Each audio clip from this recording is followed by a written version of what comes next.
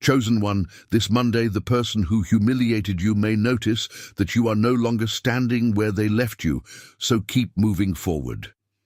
You have carried the memory of their words into rooms where they are not present, felt your chest tighten when their name appeared, and wondered whether your silence meant weakness. But silence can also be the place where dignity is rebuilt without an audience. The question is not whether they will suddenly understand everything you survived. The deeper question is whether you will keep measuring your future by the behavior of someone who wounded your past. This Monday is not a guarantee that heaven has scheduled revenge or that another person must suffer for you to rise. It can be a marker for reflection, renewed obedience, and the decision to stop returning emotionally to the place where you were diminished. If you sense that this season matters but cannot name what it is forming, the secret calendar of the chosen can help you identify whether you are waiting, healing, rebuilding, or being redirected, so the weight of confusion does not control your next step. To access the ebook, go now to the top of the comments and click the link in the pinned comment. Do not buy it as a substitute for prayer, and do not treat it as proof that a promise must happen on a particular date.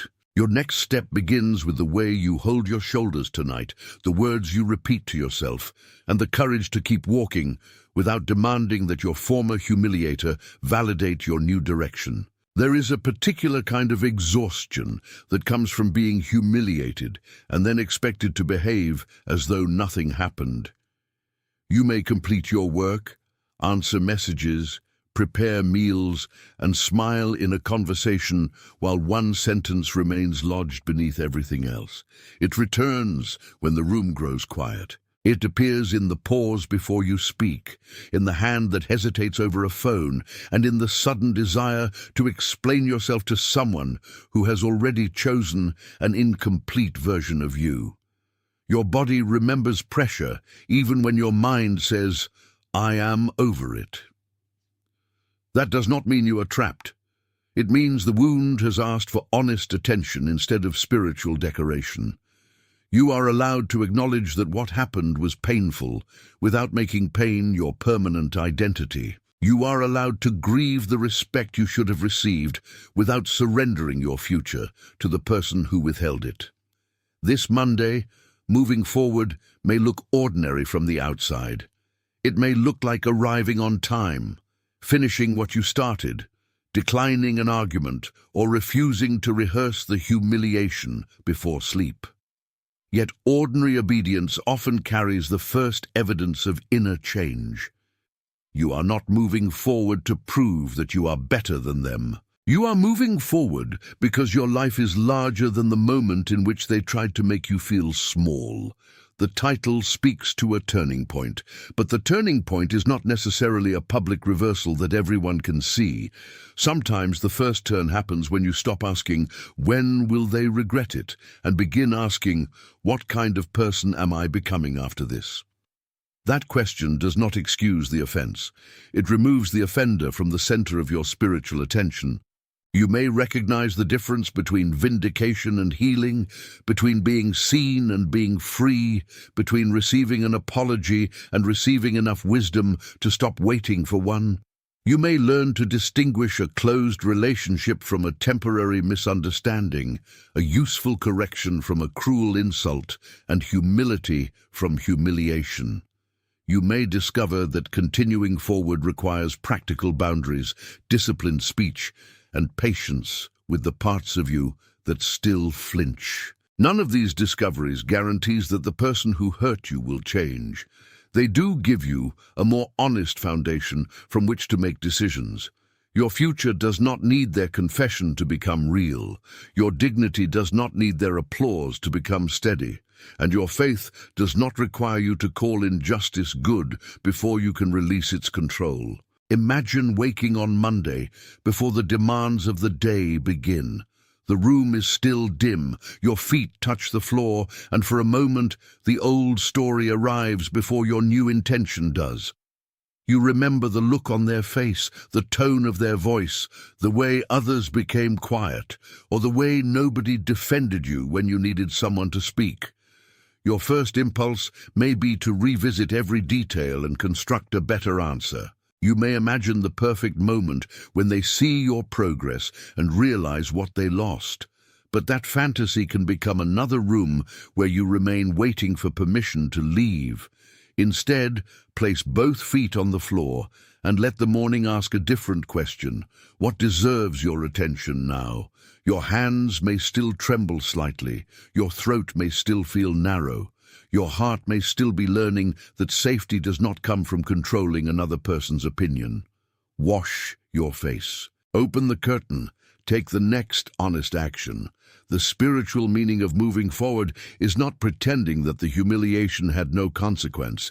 It is refusing to let that consequence become the author of every chapter that follows. Perhaps you have been waiting so long that you no longer know what you are waiting for.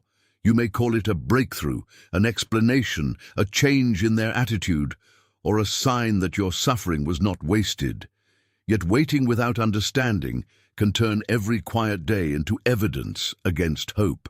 You begin to confuse preparation with delay, closure with rejection, redirection with failure, and rebuilding with punishment. When you cannot name the season, even a necessary pause can feel like abandonment. Many readers who arrived feeling confused or tired of waiting said the material helped them understand their season more clearly, organize their prayers, or stop interpreting every silence as abandonment. The secret calendar of the chosen offers a grounded way to reflect on what your present circumstances may be teaching you, without turning a date into a guarantee or another person's downfall into your destination. It can help you ask better questions about what is ending, what is being formed, and what kind of response would be faithful today. To access the ebook, go now to the top of the comments and click the link in the pinned comment. Then return to the ordinary place where your decision must be lived, because clarity becomes meaningful only when it changes the next conversation, boundary, prayer, or act of courage. The first opposition you face may not come from the person who humiliated you.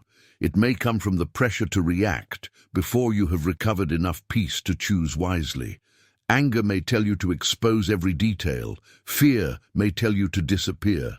Comparison may show you another person's visible success and insist that your quiet progress does not count. False urgency may make you believe that if you do not answer today, confront today, or prove yourself today, you will lose your chance forever. But not every impulse deserves obedience. Some impulses are simply old pain searching for a new stage. The person who wounded you may still speak loudly in your memory, yet you do not have to give that voice authority over your calendar. You can delay a reply without being cowardly. You can leave a conversation without losing. You can choose not to explain a boundary to someone committed to misunderstanding it. Moving forward is not passive when it is guided by discernment. It is an active refusal to let pressure select your words, your relationships, or your priorities. On Monday, you may not control what they notice, but you can control whether your attention remains chained to their reaction. Joseph knew what it meant to be reduced by the actions of others. His brothers threw him into a pit, sold him, and carried on with a story that concealed what they had done. His life did not become meaningful because the pit was harmless or because betrayal was secretly kind. It became meaningful because the pit did not receive the final authority over his identity. In your ordinary life, the pit may be a meeting where your credibility was attacked, a family gathering where you were mocked, a workplace where someone took credit, or a relationship where affection was used as a weapon. You may still have to live with consequences that Joseph could not erase overnight. Yet the lesson is not that every injustice will quickly reverse. The lesson is that a place of humiliation can become a place of decision. Joseph had to keep developing character in unfamiliar rooms before anyone publicly recognized what had been forming in him. You also may be learning faithfulness in rooms that do not applaud you.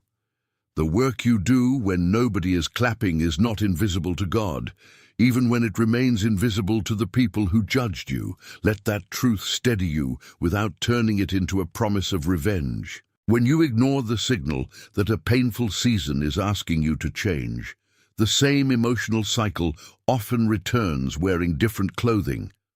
You may choose another relationship with the same imbalance, accept another environment that rewards your silence, or keep proving your worth to people who benefit from your insecurity. The names change, but the inner negotiation remains. You tell yourself that this time you will be understood if you explain more carefully, give more generously, or endure a little longer.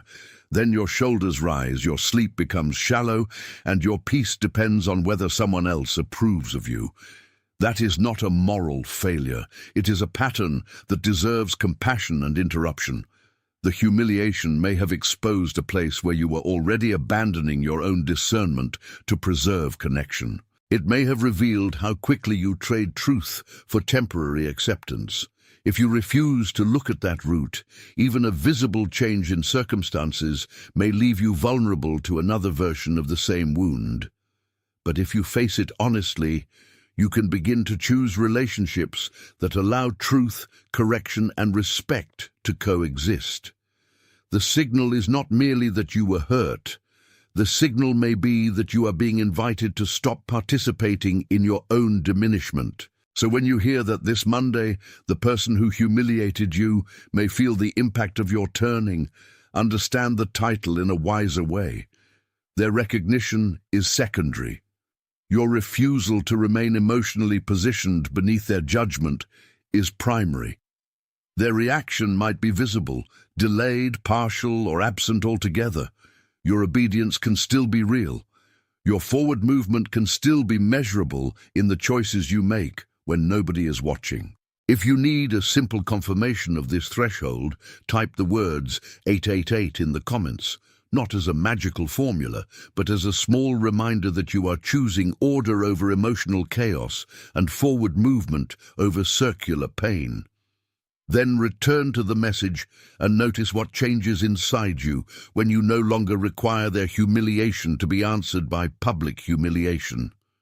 You can seek justice through appropriate, wise channels when necessary. You can protect yourself without becoming consumed by retaliation.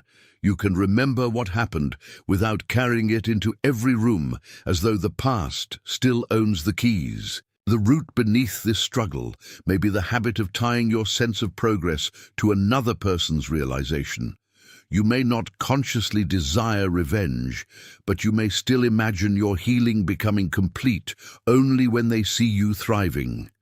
That keeps a hidden cord between you and the person you are trying to release. Their opinion becomes the scoreboard. Their regret becomes the evidence. Their discomfort becomes the proof that your life has finally moved. This pattern can survive even in spiritual language, because you may call it justice while secretly waiting for emotional repayment. There is no shame in wanting wrong to be acknowledged. There is danger in making acknowledgement the condition for peace. The deeper work is learning to receive your identity from a source that does not fluctuate with public opinion. You can say, "They misjudged me," without saying, "Therefore I must spend my life correcting them." You can admit, "They wounded me," without concluding, "Therefore I must remain near the wound to monitor their response." The inner turn begins when your attention comes home to your own responsibility. What must you repair in yourself? What must you stop tolerating? What must you begin again, even if nobody from the old story understands why? Recognition alone is not enough when you are standing at the edge of a decision. You may understand that you need boundaries, yet still feel guilty when you use them. You may recognize that an environment diminishes you, yet still fear the loneliness that follows departure. You may know that you should stop chasing an explanation, yet reach for your phone whenever the room becomes quiet. The secret calendar of the chosen can serve as a practical companion for reflection, prayer, discernment, daily decisions, and identifying the next faithful step without reacting from panic or passivity. It can help you turn a vague sense of significance into clearer questions about what you are being asked to release, protect, rebuild, or pursue. To access the ebook, go now to the top of the comments and click the link in the pinned comment. Then bring that clarity back into this moment, because the purpose is not to collect another inspirational idea, but to practice a steadier response when the old pressure returns. You do not need to solve your entire future tonight. You need enough honesty to stop making tomorrow serve yesterday. Your mind may build an argument, your body may sound an alarm, and your spirit may quietly recognize a direction before you can explain it. These three experiences deserve attention, but they should not be confused. Your mind can analyze what happened and plan a wise response. Your body can register tension, exhaustion, or caution, but a physical reaction is not always a complete interpretation of reality. Your spiritual recognition may arrive as a persistent conviction toward truth, responsibility, forgiveness, distance, or courage, yet conviction should not be used to justify impulsive harm. Sit with all three without allowing one to dominate the others. Ask what the facts are. Notice what your body is doing. Pray for wisdom that produces patience rather than panic. If your breathing changes around a certain person, that information matters, but it may need careful interpretation and practical support. If your thoughts keep demanding immediate vindication, that urgency deserves examination. The goal is not to distrust yourself. The goal is to become whole enough to hear yourself accurately. Moving forward this Monday may mean making one decision with your whole being instead of letting a frightened mind or wounded body choose alone. The people around you can either clarify your growth or keep reopening the old scene. Discernment does not mean becoming suspicious of everyone, nor does healing require isolation. It means noticing who can hear your truth without turning it into entertainment, gossip, or another opportunity to control you. Some relationships need a quieter rhythm. Some conversations need fewer details. Some people may be kind, but not safe enough to receive every vulnerable part of your story. You can love someone and still refuse to place your dignity in their hands. You can forgive someone and still decline repeated access to your life. You can honor family without allowing family history to dictate your future. The person who humiliated you may have trained you to over-explain, but you are not obligated to present a legal defense every time you make a healthy choice. Let trustworthy relationships show themselves through consistency, confidentiality, and respect for your no. Let untrustworthy relationships reveal themselves through pressure, mockery, and the demand that you remain unchanged for their comfort. Your forward movement will sometimes be recognized first by the people who do not need you to perform it. They will notice that your peace no longer collapses when someone else refuses to understand. Opposition often survives through noise rather than force. It fills your day with small demands, so you never have enough quiet to examine the larger pattern. It makes every lesser urgency feel more important than the truth you have been avoiding. It keeps you tired, scrolling, explaining, comparing, and responding until you cannot remember what you intended before the interruption. The person who humiliated you may not be actively present, yet the habits formed around that experience can continue managing your attention. You may check for their reaction, review their public life, ask mutual acquaintances for information, or rehearse conversations that will never happen. Each act seems small, but together they keep the past receiving your best mental energy. The answer is not to become harsh with yourself. The answer is to remove unnecessary access. Put the phone away during the first minutes of the morning. Choose one task that belongs to your future before you enter the arguments of your past. Refuse to make every emotional flare a command. A quiet schedule can expose what a crowded schedule conceals. When the noise decreases, you may discover that the next faithful step has been waiting beneath the demand to be seen.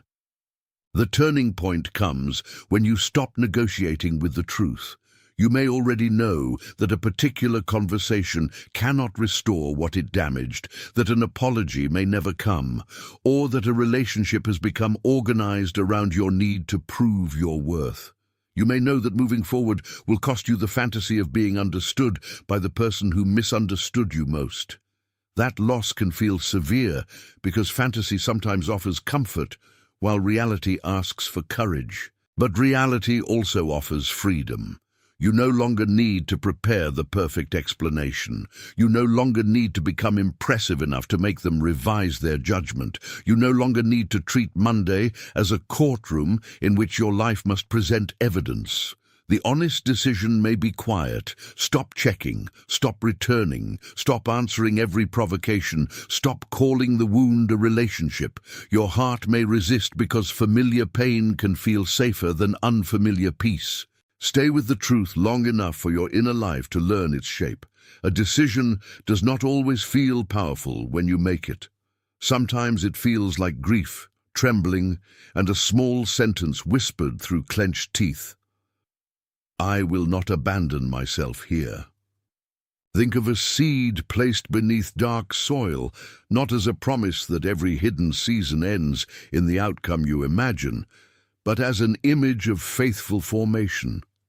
Beneath the surface, the seed does not perform for the people walking above it.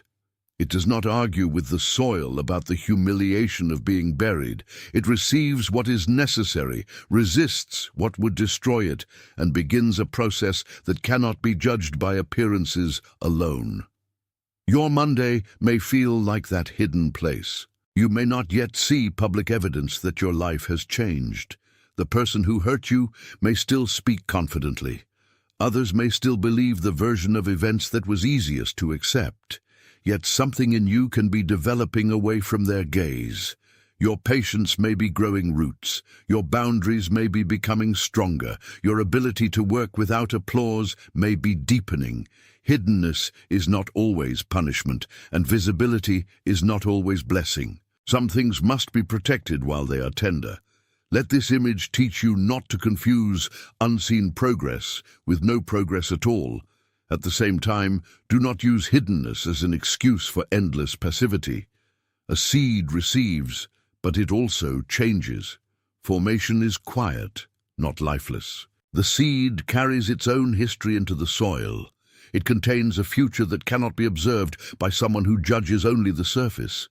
In the same way, your past may include humiliation, rejection, betrayal, or unfair treatment.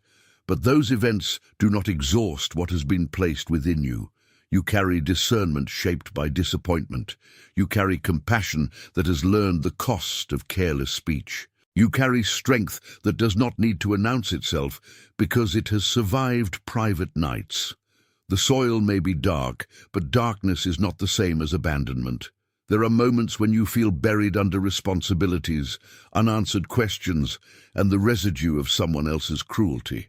In those moments, do not ask only whether you are being seen. Ask what is being strengthened. Are you learning to speak before resentment grows? Are you learning to rest before exhaustion makes every decision extreme? Are you learning to let a door remain closed without standing outside it, listening for movement? The hidden work is not glamorous.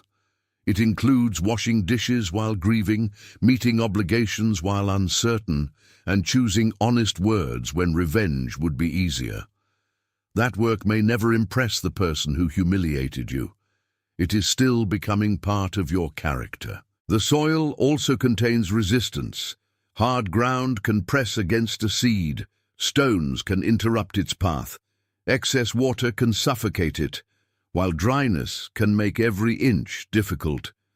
These conditions do not mean the seed has failed, and they do not guarantee a particular result on a particular date. They simply describe the reality that formation often meets resistance. Your resistance may be the internal voice that says, "They were right about me." It may be the temptation to become as cruel as the person who hurt you, because cruelty appears to offer protection. It may be the fear that if you stop monitoring them, you will lose control of the story. It may be the loneliness that follows when you no longer accept familiar disrespect. The pressure is real, but it is not the only reality. You can loosen what has become hardened through truthful prayer, wise counsel, and repeated choices that agree with your values. You can remove yourself from conditions that continually damage you. You can ask for help without turning help into another dependency. The seed does not win by fighting the soil with resentment. It continues toward what gives life, and you can do the same through practical, patient obedience. Then movement begins below what anyone else can applaud. A root pushes downward while a shoot searches upward. The work has two directions: deeper stability and visible emergence. Your own turning may require both. You need deeper roots in truth so that your visible progress is not built entirely on the desire to be admired. You also need an upward movement that changes how you spend time, whom you trust, what work you accept, and which conversations you leave. The person who humiliated you may notice only the shoot, the changed posture, the calmer voice, the new discipline, or the fact that you no longer appear available for old treatment. They may interpret your change however they wish. Your responsibility is not to manage their interpretation. It is to keep growing in a direction that does not betray your conscience. Some days the movement will feel strong. Other days you will feel as though nothing has changed because the visible result is still small. Return to the process. A root does not become meaningless because it is unseen, and a new shoot does not become false because it is fragile. Protect what is emerging without demanding that it prove itself before it is ready. When the first green sign appears, recognition comes before explanation. You may notice that you slept without rehearsing the conversation. You may pass their name without the familiar rush of heat. You may hear criticism and examine it instead of immediately collapsing. You may make a decision without imagining how it will look to the person who once made you feel insignificant. These are not magical signs, and they do not prove that every external circumstance will reverse. They are indications that your inner response is no longer governed by the old scene. If this image speaks to the movement you are beginning to recognize, type "I am growing" in the comments and return to the message. Let those words describe a present process, not a performance or a demand for instant results. You are growing when you choose truth